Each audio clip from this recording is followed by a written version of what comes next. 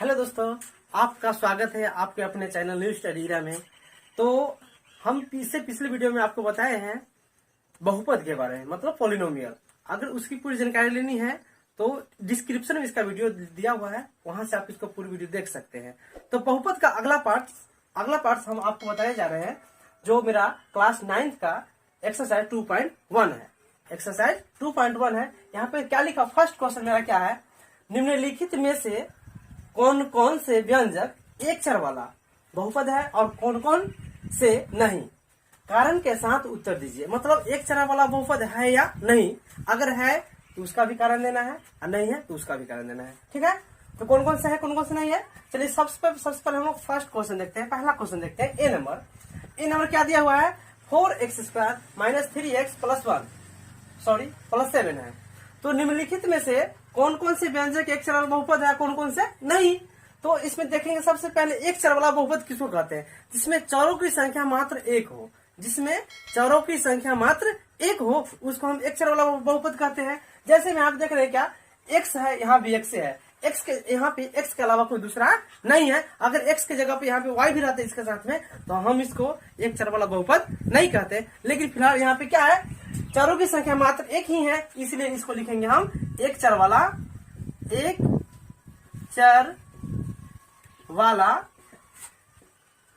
बहुपद है। एक चर वाला बहुपद है क्योंकि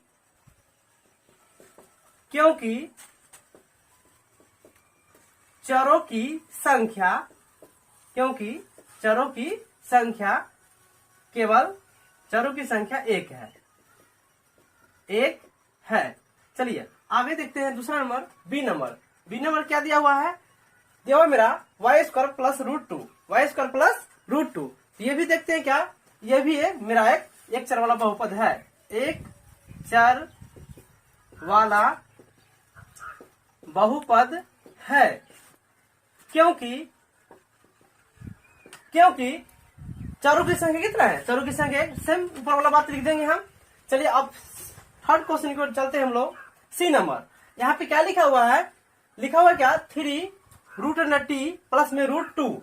अब यहाँ पे देखते हैं पहले, सबसे पहले क्या, रूट में जब t रहता है, मतलब सपोज जब यहाँ पे क्या है, रूट में अगर आपको x रहेगा, मतलब चर आपको रूट में रहता है, वो आपका बहुपद नहीं होता। हम आपको पिछले वीडियो में बता चुके हैं, अगर आप नहीं देखे हैं तो एक बार फिर से उसको देख लेते हैं।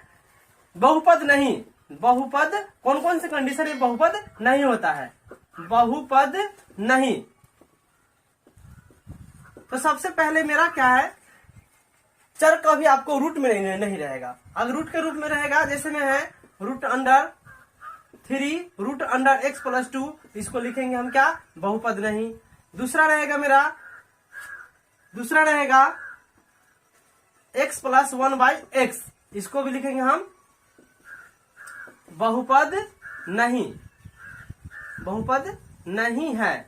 और तीसरा एक और है मेरा, यदि x प्लस में x ⁻⁻1 है, मतलब किसी भी चर का पावर अगर ऋणात्मक है, तो वो भी क्या होता है, वो बहुपद नहीं होता है।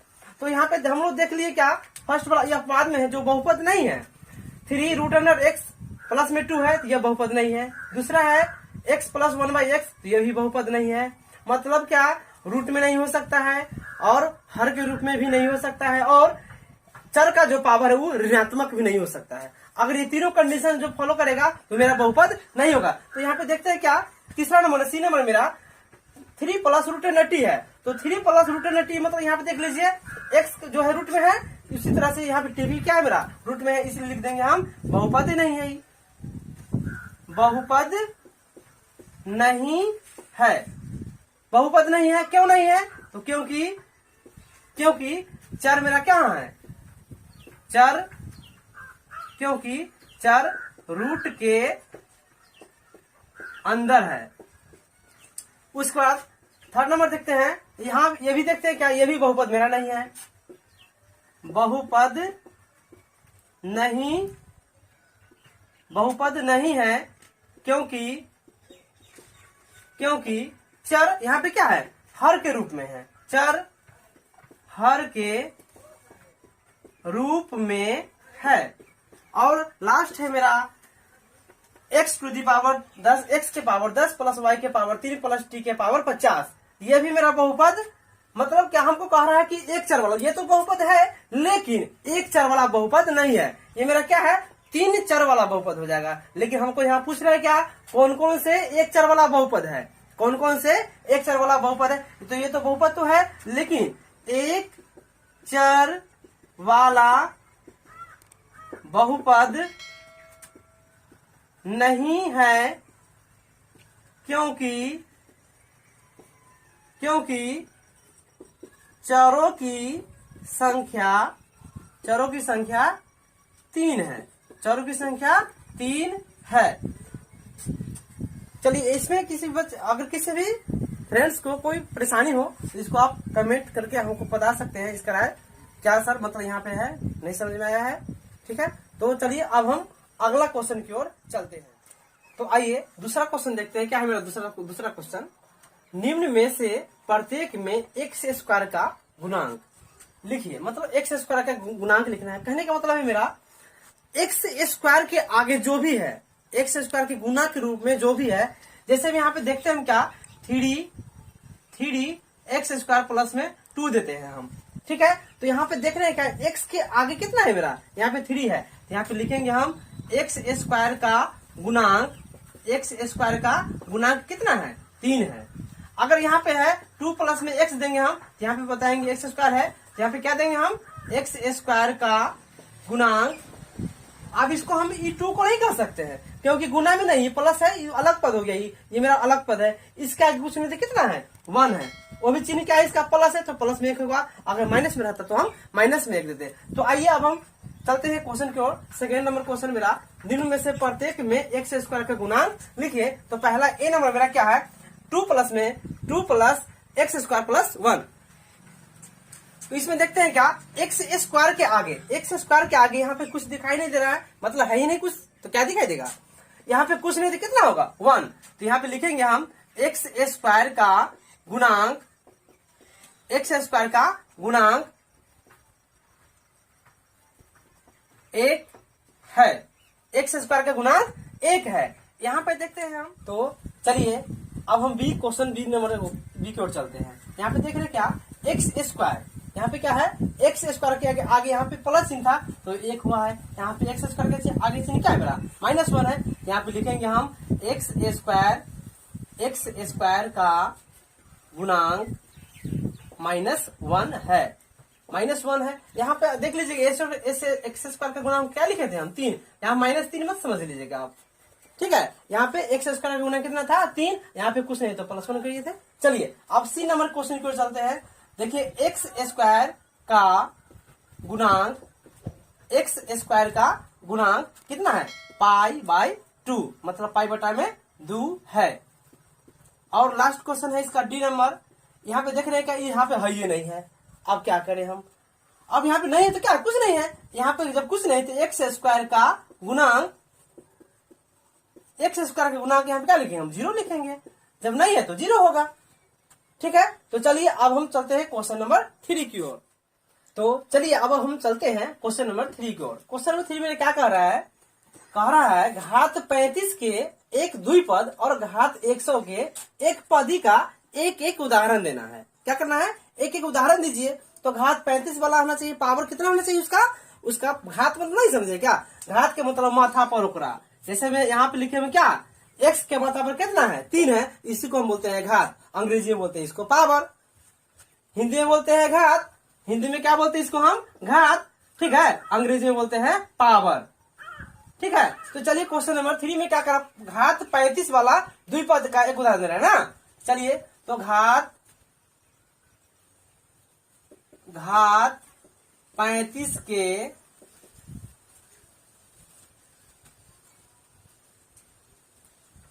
एक द्विपद, देख लीजिए घात 35 होना चाहिए उसका पावर, तो कुछ भी हो सकता है। ऐसे यहाँ पे दे दिया हम 35 प्लस में 2। अब क्या कर दिया यहाँ पर 2x के पावर कितना हो गया मेरा 35 हो गया, अब प्लस में कितना हो गया 2 हो गया, तो घात हो गया तो मेरा 35, मतलब घात मतलब पावर, एक माथा पर कितना है पावर, इतना माथा पर कितना है 35 है, इसको मतलब 1 क्या हो गया 2, तो 2 का पद हो गया इसमें।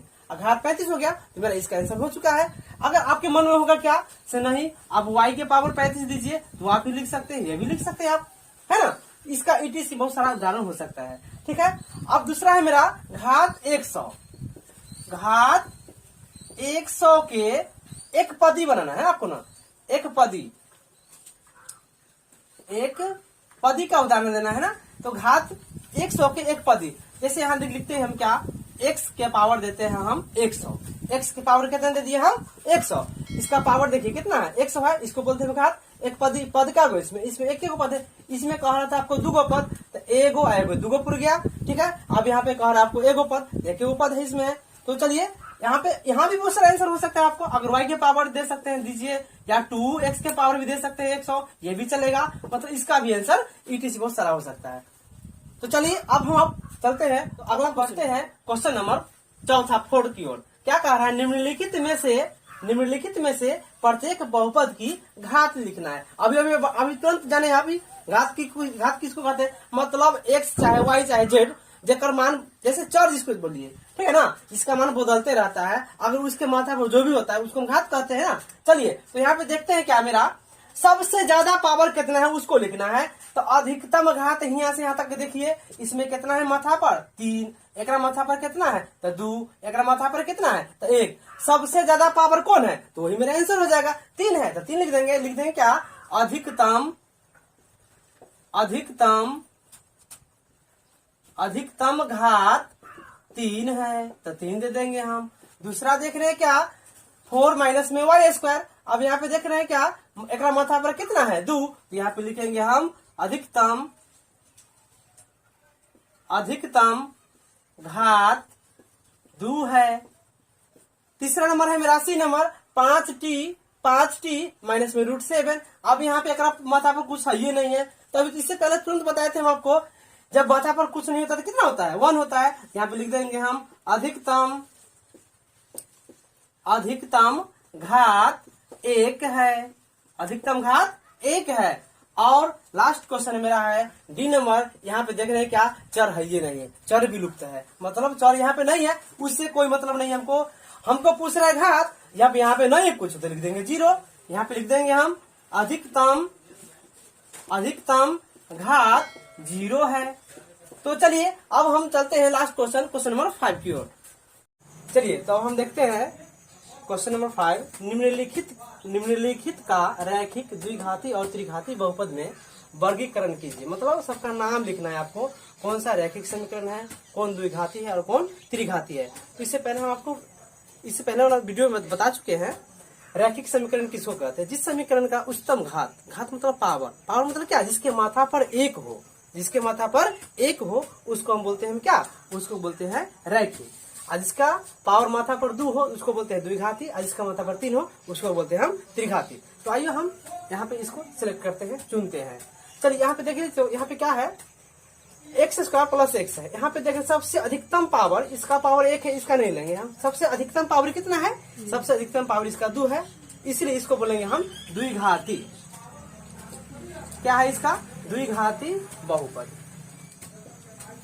ठीक है। उसके बाद आप देखते हैं इसमें क्या है मेरा, इसका पावर देख रहे हैं क्या 1 है, इसका पावर लास्ट में क्या है 3 है ना, इसको बोलेंगे हम त्रिघाती बहुपद, त्रिघाती बहुपद।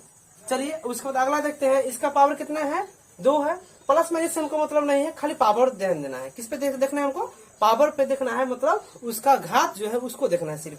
इसका पावर कितना है 2 है, इसको बोलेंगे हम फिर से द्विघाती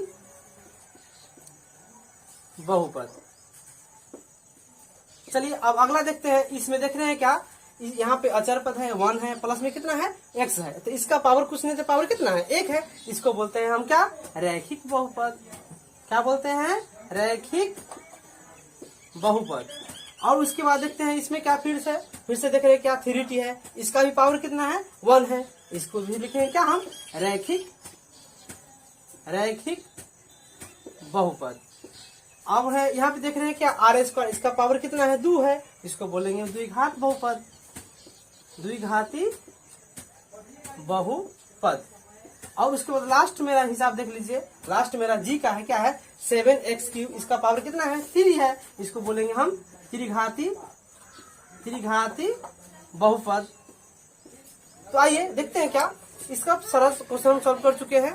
तो इसमें जो है क्वेश्चन में कहीं भी किसी भी विद्यार्थी को, किसी भी फ्रेंड्स को कोई डाउट होगा तो आप कमेंट कर सकते हैं। वीडियो पसंद आया हो तो इसको लाइक जरूर कीजिएगा। अगर इससे रिलेटेड और सारा वीडियो देखना चाहते हैं आप तो इसको सब्सक्राइब जरूर कर दीजिए। अगर आप नए हैं तो सब्सक्राइब बहुत जरूरी है, ठीक है। तो मिलते हैं अगली वीडियो में।